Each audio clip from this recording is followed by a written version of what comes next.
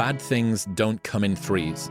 Bad things happen, people don't know how to cope, and they allow one bad thing to snowball into more. Bad stuff sucks. The only thing worse is letting one bad thing ruin many good things. I'm glad you found that one. That was one on that list of things that, quotes I wish had gone more viral.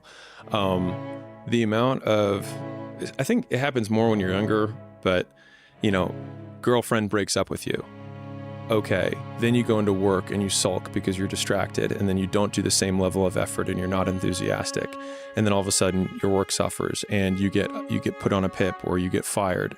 And then now you're fired and you don't have a girlfriend, and then you start gaining weight and you stop going to the gym.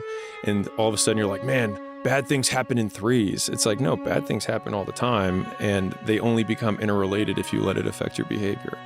And so I think the equal opposite of that is thinking, okay, this bad thing occurred. What can I do to decrease the likelihood something else bad occurs in the meantime? And then boiling everything down to activities or the actions that I have to take. And I think about that actually a lot, which is how, like, if you think about it from the power perspective of, okay, something bad happens, how much would it affect my behavior? Well, the person who's indestructible would have something terrible happen and then nothing would change. And I love that. Or they'd get better. Exactly, yeah. That's anti-fragility, right? Yeah, the sword of Gryffindor. It only drinks in that which makes it stronger. Harry Potter reference. Wasn't expecting that.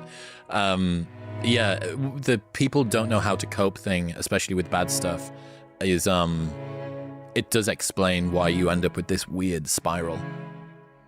Tiny little avalanche pebble at the top, and then this huge sort of over-exaggerated reaction downstream.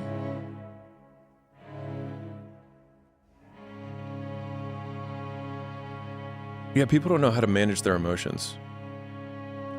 I think the more, at least for me, the more I've tried to create space between how I feel and what I do, the more consistent my outcomes have been.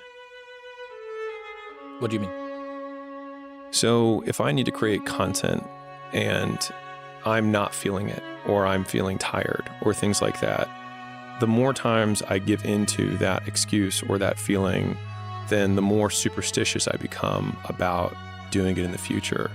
Whereas a lot of times if I can just start when I am tired or when something is painful and then still execute about the same as before, I look at game tape or I look at video or I look at the content from those sessions, for example, and I see that I remember feeling terrible during the session, but you can't really see anything.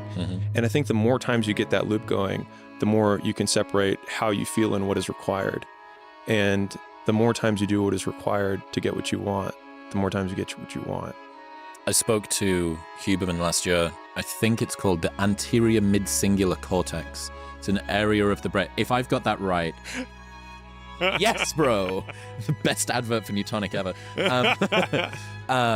Basically, there is an area of the brain that tracks when you do something that you don't want to do. And you strengthen the connections in it by doing things that you don't want to do, especially when you really don't want to do them. So you're hypertrophying. It's this exact sort of intuition that you've got that some people would call it resilience or willpower or whatever, but this is neurologically represented in the brain. These connections get stronger. So I think it's so funny. Gym bros will need a gym analogy in order to be able to believe that their brain changes. But it's really useful to think, hey, you're hypertrophying this area of your brain. I snapped an Achilles. I had to do a very particular series of rehab movements in order to grow it back. This is just the same. Yeah. Agreed.